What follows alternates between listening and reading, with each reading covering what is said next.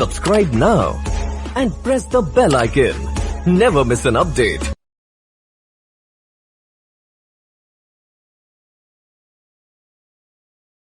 رمضان کی فضیلتیں کیا ہے، اس کی اہمیت کیا ہے؟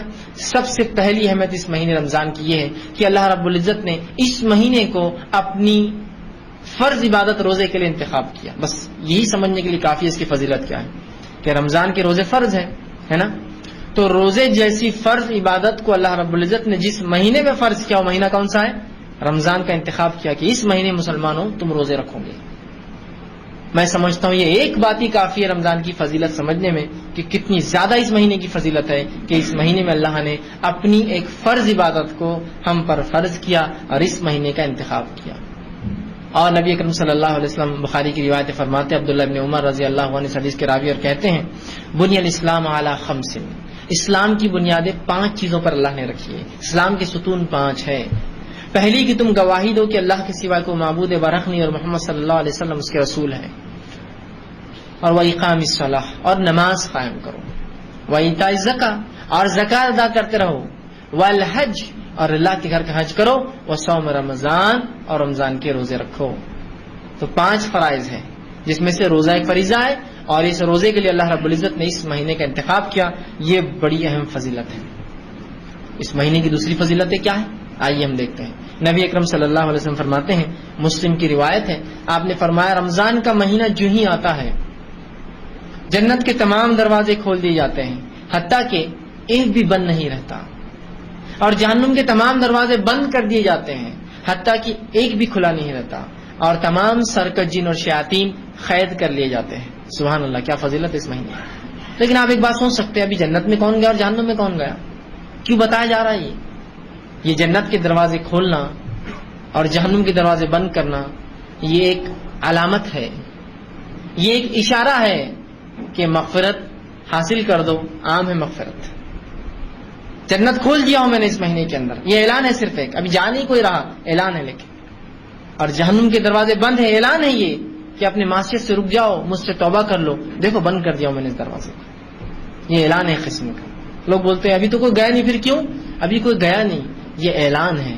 علامتی کچھ چیزیں ہوتی، سمجھ رہا، خالی اس کو ایک ایسا سائن، ایک نشانی کے طور پر بیان کیا جاتا ہے نا، اور اس سے اندازہ ہو جاتا ہے نا آپ کو. تو اندازہ لگائی رمضان آ رہے، جنت کے دروازے کھول رہے ہیں، کیا نعمتیں ہیں اس کی، کیا برکتیں ہیں اس کی، کیا فائدے ہیں اس کی. ایک علامت ہے، کھلی ہے، حاصل کر لو، کھلی حاصل کر لو. اور جہنم کے دروازے بند ہے. سبحان اللہ، تمام گناہ کے راستے، تمام سزائیں بچ جا رہے. جہنم ایسی جگہ ہے جس میں کسی قسم کا سکون نہیں یاد رکھے. الحمدللہ ہم بچ رہے ہیں، لہٰذا اپنی نفس کو اب ہم زندگی بھر اس چیز سے بچا لے. تو یہ علامت ہے، اللہ اعلان کر رہا ہے کہ اعمال ایسے کر لو، یہ مہینہ ایسا ہے کہ تم ایسے اعمال کر سکتے ہو کہ وہ حاصل کر لو جس کے دروازے کھلے ہیں. اور یہ مہینہ وہ ہے جس میں گناہوں سے رک جاؤ اور اس چیز سے نجات پالو جو سب سے بری جگہ ہے، وہ ہے جہنم. اعلان کر رہا ہے یہ مہینہ ہم سے. مطلوب ہے اس مہینے میں کہ ہم جنت حاصل کریں اور جہنم سے نجات پائیں. اور تمام سرکش جن اور شیاطین قید کر لیے جاتے ہیں. جن اور شیاطین بند ہے، مطلب مومنوں کو موقع ہے پورا کہ اب بہکانے والا بھی تم کو نہیں بہکا رہا ہے مسلمانوں، اب شیطان بھی تم کو نہیں بہکا رہا ہے. تو اچھے اعمال کرو، نیکی کی طرف متوجہ ہو. اور اگر اس مہینے بھی آپ دیکھیں لوگ گناہ اور معصیت کی طرف بڑھتے ہیں تو یہ تو وہ نفس ہے جو شیطان ٹریننگ دے چکا ہوتا ہے 11 مہینے، جو نفس کام کرتی ہے. لیکن اب سرکش جن اور شیاطین قید ہے تمام کے تمام. اب کوئی بہکا نہیں رہا ہے آپ کو نماز کو مت جاؤ، روزہ مت رکھو، صدقہ کیوں کر رہے ہو، نہیں، اب کوئی بہکا نہیں رہا ہے. یہ نفس ہے جو ٹریننگ پا چکی 11 مہینے، وہ اپنی برائیاں اور قباحتیں کا اظہار کرتی ہے، برائیاں اس کی نظر آتی ہیں. کتنی بڑی فضیلت ہے. جنت کھلی ہے، جہنم بند ہے، اور مومنوں کو عبادت کے لیے، سکون و تسلی کے لیے جن اور شیاطین قید کر دیا اللہ نے. جو سرکش ہوتے ہیں، جو برے ہوتے ہیں، سب نے قید کر دیے جاتے ہیں. ٹھیک. اسی طرح رمضان کی فضیلت یہ بھی ہے کہ اس میں کیا گیا عمرہ حج کے برابر ثواب دیتا ہے. نبی اکرم صلی اللہ علیہ وسلم سے روایت ہے، مسلم کی حدیث ہے، آپ صلی اللہ علیہ وسلم نے ایک صحابیہ سے ایک مرتبہ پوچھا جس نے حج کا ارادہ کیا تھا کہ وہ نبی اکرم صلی اللہ علیہ وسلم کے ساتھ حج کرے گی، لیکن انہوں نے اپنا ارادہ ملتوی کر دیا، کینسل کر دیا. رسول اللہ صلی اللہ علیہ وسلم نے ان سے پوچھا کیا تم ہمارے ساتھ حج کو نہیں چلو گی؟ تو کہ اللہ کے رسول، گھر میں صرف 2 اونٹ ہے اور پانی بھرنے کے لیے اور کھیتی کے لیے وہ لگتے ہیں، تو لہٰذا اس سال تو میں حج کو نہیں آ پاؤں، سواری نہیں ہے نا، حج کو نہیں آ پاؤں گی. تو نبی اکرم صلی اللہ علیہ وسلم اس خاتون اس صحابیہ سے کہا تو پھر تم ایک کام کرنا، تم رمضان میں عمرہ کر لینا، رمضان میں کیا گیا عمرہ حج کے برابر ثواب دیتا ہے. لیکن وہ حج کو ساقط نہیں کر دیتا، حج کو ایکسپشنل نہیں کرتا کہ حج مت کرو عمرہ کر لے، نہیں، لیکن اس کے برابر اجر اور ثواب دیتا ہے.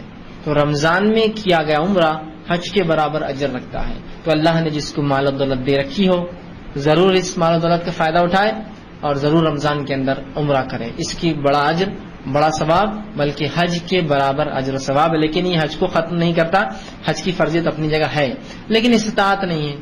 استطاعت ہے تو حالات نہیں ہے، حالات ہے تو ماحول ویسا نہیں ہے، ماحول ہے تو پھر محرم نہیں ہے کہ عورت ہو. مسائل تو ہوتے ہیں انسان کے ساتھ. پیسہ ہے میرے پاس لیکن کوئی حج ٹور والے نہیں، سب فل ہو گئے، کیا کروں؟ پیسہ ویسے پڑا رہیں گے. تو ایک موقع ہے کہ پھر وہ جا کے کم از کم عمرہ کر لیں رمضان کے اندر تاکہ اس کا اجر مل جائے، اور پھر حج کا موقع کے ساتھ ضرور پائیں گا تو پھر حج بھی کرے. سمجھ رہے آپ بات کو؟ تو اتنا اجر اور ثواب اس مہینے میں ہے کہ ایک عمرہ جو کہ حج اصغر ہے، یقیناً حج کے برابر نہیں ہوتا، چھوٹا حج ہے وہ کرنے والے کو بڑے حج اصغر کا حج اکبر کا ثواب ملتا ہے. ہمارے پاس یہ غلط فہمی ہوتی ہے حج اکبر بولے تو وہ حج جو جمعہ کے دن آتا ہے، ویسا نہیں، یاد رکھیے. حج اکبر کہا جاتا ہے حج کو، حج اصغر کہا جاتا ہے عمرے کو، اسی لیے دونوں کے کرنے والے کو حاجی بولتے ہیں. تو یہ مت سمجھیے جمعے کو جو حج آتا ہے اس کا ثواب کچھ زیادہ ہے، وہی حج اکبر کا معنی حج اور حج اصغر کا معنی ہوتا ہے عمرہ. تو عمرے کا ثواب جو حج اصغر ہے اس کا ثواب حج اکبر کے برابر مل رہا ہے آپ کو. ٹھیک، تو کوشش کرے اس میں عمرہ کرے، اس سے اس مہینے کی فضیلت بھی پتہ چلے. اسی طرح ہر شخص چاہتا ہے کہ اپنے اعمال کے علاوہ بھی کچھ میں ایسا کروں اپنی زندگی میں کہ میری سفارش و قیامت کرو. چاہتا ہے نا ہر شخص، چاہے نبی کی سفارش ہو، چاہے جو ہے صحابہ کی سفارش ہو، چاہے صالحین کی سفارش ہو، چاہے اللہ کے ولیوں کی سفارش ہو. چاہتا ہے نا ہر شخص سفارش ہو. آئیے جائز سفارش کیا بتا رہا ہوں میں آپ کو. جو چیز واقعتاً سفارش کرنے والی، جس کے الفاظ آ رہے حدیث کے اندر، نبی اکرم صلی اللہ علیہ وسلم فرماتے ہیں، یہ مسند احمد الطبرانی کی روایت ہے، آپ فرماتے ہیں قیامت کے دن روزہ اور قرآن سفارش کریں گے، شفاعتی بننے والے ہیں. کون؟ روزہ اور قرآن. اب دیکھیے بتایا جا رہا ہے، جو بتایا جا رہے ہیں وہ زیادہ افضل ہے بڑی اس کی، جس کو ہم سوچ رہے ہیں وہ کریں گے یا نہیں کریں گے، لیکن یہ تو ہے یہ کرنے والے ہیں. روزہ اور قرآن قیامت کے روز سفارش کریں گے، اور روزہ آ کر کہیں گے اے اللہ یہ شخص میری وجہ سے، میری خاطر کھانے پینے سے اور شہوت سے رکتا رہا. روزہ کیا ہوتا ہے؟ سورج نکلنے کے پہلے سے سورج ڈوبنے تک انسان کھانا نہ کھائے اور ہم بستری نہ کرے، یہی تو روزہ ہے. یہ دو چیزیں تو حرام ہو رہی ہے اس وقت جبکہ عام حالت میں حلال ہے. یہ رکتا رہا ان دو اعمال سے صرف میری خاطر، لہذا میری سفارش اس کے حق میں قبول کر. نبی اکرم صلی اللہ علیہ وسلم فرماتے اس کی سفارش قبول ہوگی. اور قرآن آئیں گا اور کہیں گے اے اللہ یہ بندہ میرے لیے راتوں میں جاگتا رہا، مطلب خیام میں مجھے پڑھتا رہا، راتوں کی نمازوں میری تلاوت کی، میرے لیے یہ جاگتا رہا، لہذا میری سفارش اس کے حق میں قبول کر. رسول اللہ فرماتے اس کی بھی سفارش قبول کی جائیں گی، دونوں کی سفارشیں قبول کی جائیں گی. تو روزہ سفارشی ہے تو اس کو خشوع اور خضوع کے ساتھ، پورے دل کے ساتھ اور بالکل اطمینان اور جیسا اس کا حق رکھیے کہ اس میں کوئی غلط بات نہ ہو، لرزشیں نہ ہو، گالی گلوچ نہ ہو، جھوٹ نہ کہے، غیبت نہ کرے، فحش کلامی نہ ہو، جھگڑا نہ ہو. اس کو پورے اپنے صحت کے ساتھ، جس کو کہیں صحت روزے کمزور نہ ہونے دیں، آپ رکھیے. ثواب کیا پائیں گے اس کا؟ سفارش اس کی روز قیامت شفاعتی بنے گا. بلکہ آ کر اللہ رب العزت سے نبی اکرم صلی اللہ علیہ وسلم کی حدیث کے مطابق یہ جو ہے مجادلہ کریں گا، نہیں اس کو آپ بخشیے، یہ مجھے رکھتا تھا، یہ مجھے پڑھتا تھا. اندازہ لگائیں کتنے زبردست سفارشی ہے یہ. اور یہ ہمارے اعمال ہیں، ان کے لیے ہمیں کسی کا سہارے کی ضرورت نہیں ہے. پرسنل جو ہم کر سکتے سفارش کے لیے وہ عمل ہے. یہ دوسرے کریں گے نہیں کریں گے تو بات کی بات ہے. مسئلہ یہ کہ جو ہو سکتا ہے وہ تو کیجیے پہلے. ہم تو یہ کریں گے، سفارش کریں گا روزہ. اس کی فضیلت اندازہ لگا لیجیے. روزے کا اجر بے حساب ہے، روزے کا اجر بے حساب ہے، لیکن کنڈیشنل ہے، شرطیہ ہے. کب بے حساب ہے سن لیجیے. نبی اکرم صلی اللہ علیہ وسلم فرماتے ہیں، طویل روایت مسلم کی حدیث سے آپ نے فرمایا اور کہا، ابو ہریرہ رضی اللہ عنہ اس حدیث کے راوی، اور آپ فرماتے اور کہا اللہ کے رسول فرماتے ہیں، اللہ عز و جل فرماتا ہے. یہ حدیث قدسی ہے. اللہ کے رسول اللہ رب العزت سے روایت کر رہے ہیں. اللہ عز و جل تمہارا رب تم سے فرماتا ہے، اللہ عز و جل فرماتا ہے اور کہتا ہے ابن آدم کا ہر عمل اس کے لیے ہے سوائے روزے کے. آدم کی اولاد جو بھی عمل کرتی ہے، چاہے مرد ہو چاہے عورت ہو، ان کا تمام عمل ان کے اپنے ذات کے لیے سوائے روزے کے. فَإِنَّهُ لِي، اس لیے کہ روزہ میرے لیے ہے. وَأَنَا أَجْزِي بِهِ، اور اس کا اجر میں دوں گا. کیا فرمایا اللہ نے؟ ابن آدم کا ہر عمل اس کے لیے ہے سوائے روزے کے، روزہ میرے لیے ہے. اور واقعی میں روزہ خاص اللہ کے لیے ہوتا ہے نا. ایک چھوٹے سے بچے کو آپ دیکھیے جس نے روزہ رکھا ہو اور تھوڑی بہت سمجھ رکھتا ہو، اس کو اکیلے میں لیجیے اور اس کو رشوت دیجیے کہ یہ کھا لو، کوئی نہیں دیکھ رہا. کھاتا ہے کیا؟ کھاتا ہے بچہ؟ کہتا نہیں میں نہیں کھا سکتا، روزہ ہوں میں، ہے نا. تو اللہ کے لیے روزہ رکھا نا، چھپ کے کھا سکتا نا انسان. ایسا کتنے لوگ ہیں جو چھپ کر روزہ رکھتے اور کھاتے ہیں پیچھے؟ نہیں، کوئی بھی نہیں کرتا، کوئی بھی نہیں. میں سمجھتا بہت ہی بدترین آدمی جو ایسا کرتا ہوں، کوئی نہیں کرتا ہے، کوئی نہیں کرتا ہے نا. تو روزہ خالص اللہ کے لیے نا، یہ علامت ہے اس کی کہ بچے بھی نہیں کھاتے. اس حد تک جو ہے یہ وہ ہے فَإِنَّهُ لِي، اس لیے کہ روزہ اللہ فرماتا میرے لیے ہے.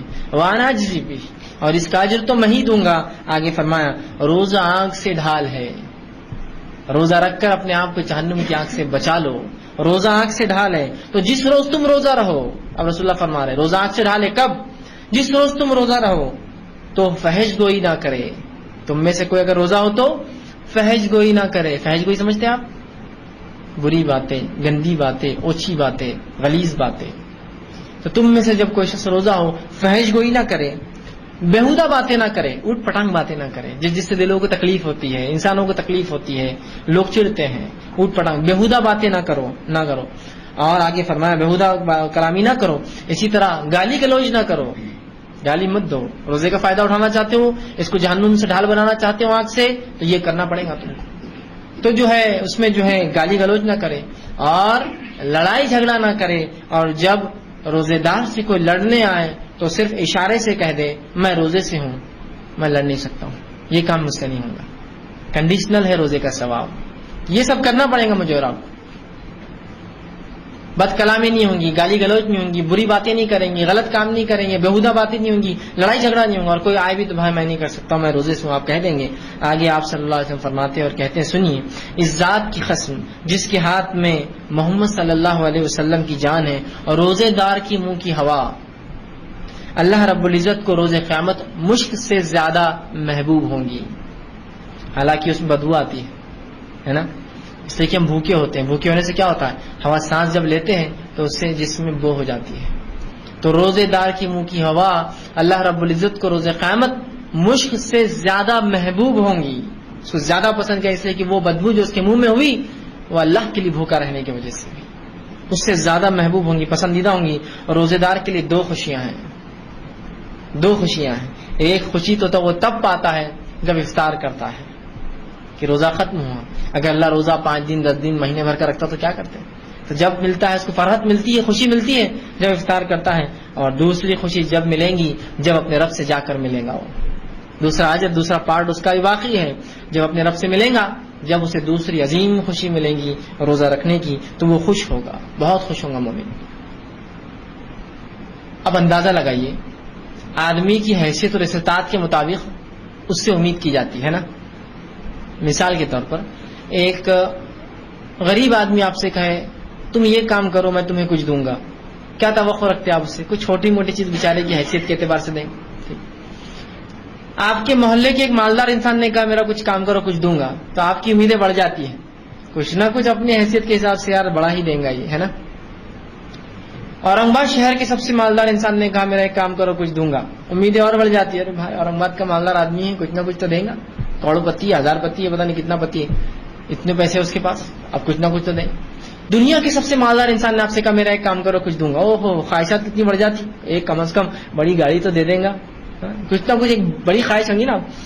اب اندازہ لگائیے وہ رب العزت جو کائنات کا رب ہے، تمام دولت مند لوگوں سے اس کے پاس زیادہ دولت ہے، اس کے خزانے کبھی خالی نہیں ہوتے. اس حد تک کہ اللہ کے رسول صلی اللہ علیہ وسلم فرماتے ہیں اول جن سے آخر جن اور اول انس سے آخر انس، پہلے انسان سے آخر انسان، اگر تمام آ کر اللہ رب العزت اپنی خواہشات کو رکھ دے، یہ ہونا وہ ہونا وہ ہونا سب مل کر، تو بھی اللہ کے خزانے میں سے اتنی بھی کمی نہیں آئیں گی جتنا ایک مچھر کے پر کو پانی لگیں گے ڈبا کے، اتنی بھی کمی نہیں آئیں گی. مچھر کا پر دیکھیں نا کتنا چھوٹا سا ہوتا ہے. یہ ایک روایت میں اللہ کے خزانوں میں اتنی بھی کمی نہیں آئیں گی جتنا ایک سمندر کے اندر سوئی ڈبو کر نکالو تو اس کے نوک کے اوپر جتنا پانی آتا ہے اتنی بھی اللہ کے خزانے میں سے کمی نہیں آئیں گی. حالانکہ اول ان سے آخری جن، اول جن سے آخری جن اور اول ان سے آخری انس سب نے مانگ لیا جو مانگنا ہے، تب بھی رب کے خزانے میں سے اتنی بھی کمی نہیں آئی. جب وہ کہہ رہا ہے کہ میں اجر دوں گا تو کیا امید کرتے ہیں؟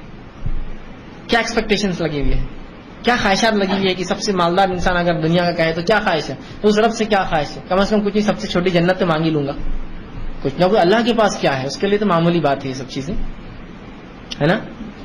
تو اندازہ لگائے کیا اجر ہوں گا, اللہ ہی جانتا ہے بھائی, میں نہیں جانتا ہوں, نہ حدیث میں بتایا گیا, نہ اللہ رب العزت نے بتایا, نہ رسول اللہ نے بتایا, لیکن بڑا اجر ہے, چھپا کر رکھا گیا. اس لیے کہ روزہ ایک ایسا عمل ہے جو چھپ کر ہی ہوتا ہے نا.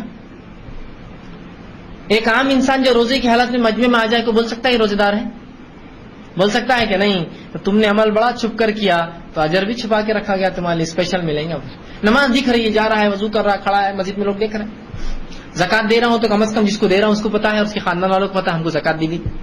حج کر رہا ہوں تو اب تو پوری دنیا کو معلوم ہو جاتا ہے نا, حج کر رہا ہے. ٹھیک, روزہ معلوم ہوتا ہے کسی کو میرا کب میں نے رکھا اور کب نہیں. ایک روزہ رکھ کر انسان چلے جائے مجمع میں, یہ الگ بات ہے, رمضان ہو تو سب پہچان لیں گے مسلمان ہے تو بھائی روزے دار ہوں گا ہی, لیکن عام انسانوں میں جا کوئی پہچان نہیں پائیں گے. تو جب عمل تم نے چھپ کر کیا جو دکھتا نہیں تھا, اللہ کو راضی کرنے کے لیے کیا, تو بدلہ بھی ایسی پاؤں گے, بالکل ڈھکا چھپا, اور ایسا بدلہ کہ جس کو پا کر اللہ کے رسول فرما رہے تو وہ خوش ہوگا, خوش ہو جائے گا انسان, اتنا مل جائیں گے خوش ہو جائیں گا. اب اپنے رب سے ہم امید کر سکتے ہیں, کچھ نہ صحیح تو سب سے چھوٹی جنت کی تو کم از کم خواہش اور امید میں کر سکتا ہوں, ہے نا. بہت بڑا اجر ہے روزے کا, یاد رکھیں بہت بڑا اجر, لیکن اس کی صحت برابر ہو. جیسے میں نے کہا نا, بےہودہ باتیں نہیں, بد کلامی نہیں, فحش نہیں, گندی چیزیں نہیں, لڑائی جھگڑا کچھ نہیں روزے میں.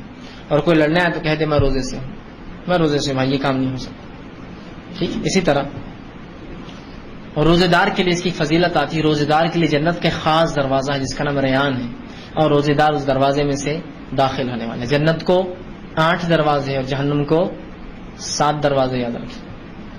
تو ایک دروازہ 8 میں سے خاص ہے جس کا نام ریان ہے, جو کس کے لیے ہے, جنتی اس میں سے گزریں گے. اب آپ یہ سوچ سکتے ہیں اس میں کیا خاص بات, جنتی جس دروازے سے گزریں گے اس میں کیا ایسا امپورٹنٹ ہے, کیا خاص ہے, کیا اسپیشل ہے اس کے اندر, ہاں.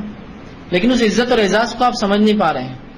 تو اندازہ لگائیے اللہ کے پاس روزے داروں کی کیسی مہمان نوازی ہے. اسپیشل دروازہ ہے ان کے لیے ریان, اس میں سے صرف صائمون روزے رکھنے والے داخل ہونے والے.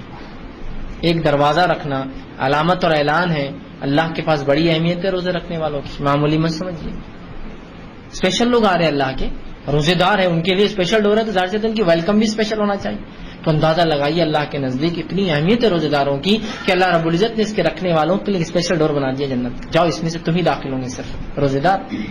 جو چاہتا ہے تو اپنے روزے کو صحت کے ساتھ, اخلاص کے ساتھ, خشوع کے ساتھ, بنا کمزوری کے رکھے, انشاءاللہ اس دروازے سے گزریں گے. یہ اس کی فضیلت ہے روزے کی.